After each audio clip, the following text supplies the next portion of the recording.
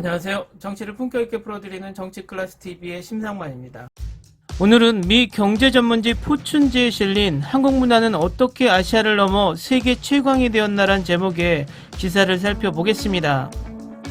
세우에서 고래로 한국 잊혀진 전쟁에서 K-팝까지의 저자 라몬 파체코 파르도 교수는 소셜미디어와 보편적인 호소력, 한국 문화는 어떻게 아시아를 넘어 세계 최강이 되었나라는 포춘지 논평을 통해 한국 대중문화가 어떻게 아시아에서 세계로 성장했는지에 관해 다루었습니다. 지금부터 기사를 살펴보겠습니다. 파르도 교수는 서두에 BTS가 지난 UN 총회에서 있었던 활약상을 다루면서 그들의 메시지는 세계에 100만 명 이상이 시청했다고 말합니다. 이어 한국 대중문화의 기수로 BTS뿐만 아니라 유튜브 최다 구독자 그룹인 블랙핑크와 넷플릭스 1위인 오징어 게임, 지옥, 봉준호의 기생충 등을 언급했습니다. 또 미국의 인기 TV 프로그램인 더 마스크드 싱어는 한국의 복면가왕에 기초를 한다고 말하면서 왜 20년 동안 아시아권에 머물면서 한국의 문화가 서구권을 장악하게 되었는지 질문을 던집니다. 그는 신기술과 보편적 주제의 결합이 이에 대한 대답이라고 말하면서 소셜미디어는 한국 문화가 세계인을 만나는 통로가 되었으며 작품의 고급성은 한국 문화에 몰입하게 하는 요소라고 언급하고 있습니다.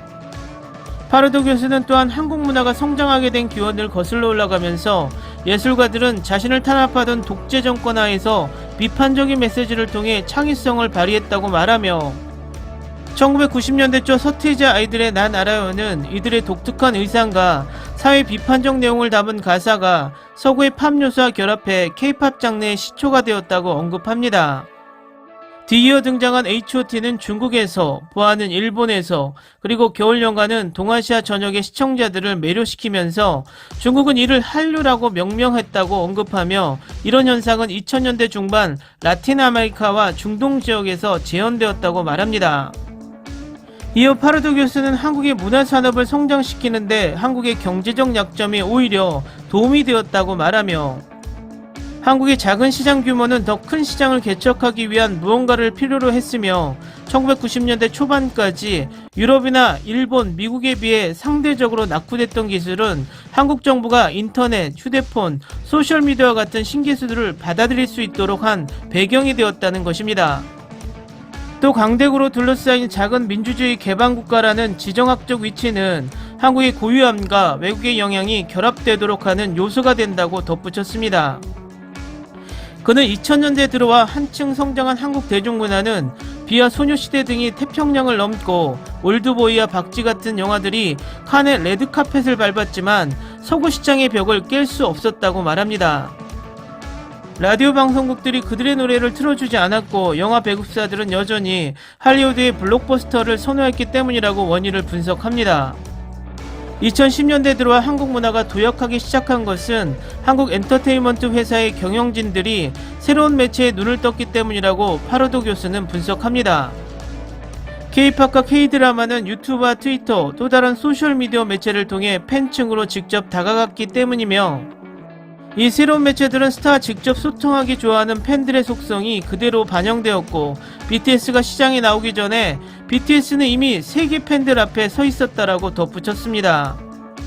파르도 교수는 무엇보다 한국 문화의 성공적인 요소가 바로 한국 문화가 보편적 주제에 초점을 맞춘 것이라고 언급하면서 한국인들의 교육열로 비롯된 어릴 때부터 세계 곳곳에 유학하며 겪은 사랑과 이별, 불평등 등 보편적인 주제를 체득했기 때문이라고 말합니다. 특히 기생충의 봉준호 감독은 한국의 빈부격차 이야기가 다른 선진국들의 경우와 같은지를 언급했다고 말하면서 한국은 세계에 전달할 수 있는 자신들만의 이야기를 가지고 있다고 평합니다. 이어서 일각에서 한국 정부가 문화 수출을 위한 자금 지원을 통해 한류의 성공을 만들었다고 주장하는 데 대해 수십 개의 국가가 비슷한 정책을 펼치고 있지만 한국이 하는 만큼 과연 세계를 휩쓸고 있느냐고 일축했습니다. 그는 마지막으로 한국 문화가 10년 전부터 상상할 수 없었던 정상에 계속 도달할 수 있는 이유를 알려면 한국의 예술인들과 그들의 아이디어를 상상해내는 방식을 들여다보라고 충고합니다. 일찍이 소셜미디어의 중요성을 간파한 해당 산업의 경영진들과 연구해보라고 말합니다.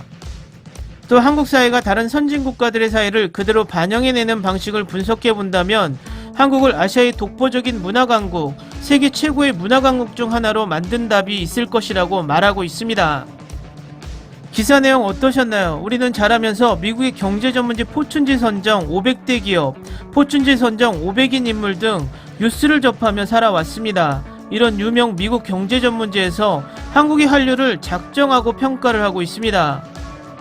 나름 한류 전문 교수가 쓴 칼럼이라 꽤 정교하고 정확합니다. 이 시점에서 한국의 한류를 미국의 주류 언론들이 이제 어떤 시각으로 바라보고 있는지 확인할 수 있었다고 생각이 듭니다. 또 이 칼럼에서 정확하게 짚고 있는 점이 한류는 한국 정부의 작품이라고 밀고 있는 잘못된 정보를 꼬집고 있다는 것입니다.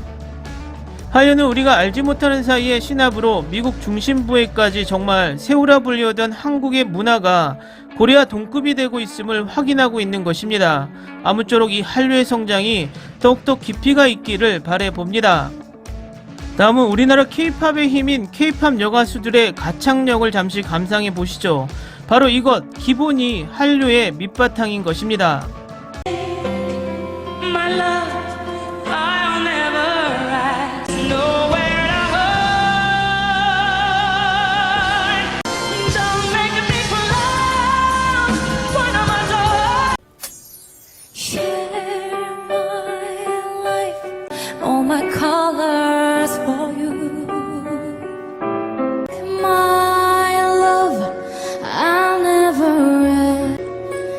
Just all that you are and everything. I don't wanna have to go where you don't follow.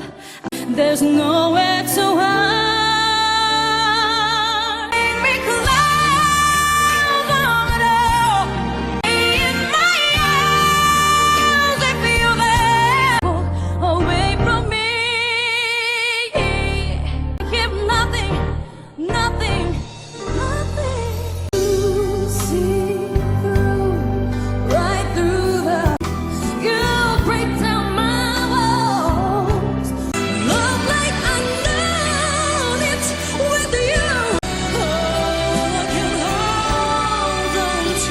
Much further, I don't wanna have to go nowhere to hide.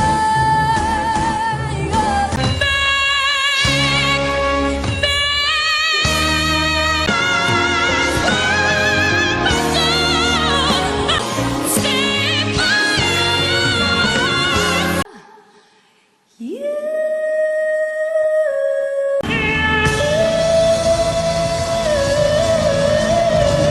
오늘은 여기까지 하겠습니다. 오늘도 생활 속 거리두기 꼭 실천합시다. 당신의 구독과 좋아요는 저에게 큰 힘이 됩니다. 항상 시청해주셔서 고맙습니다.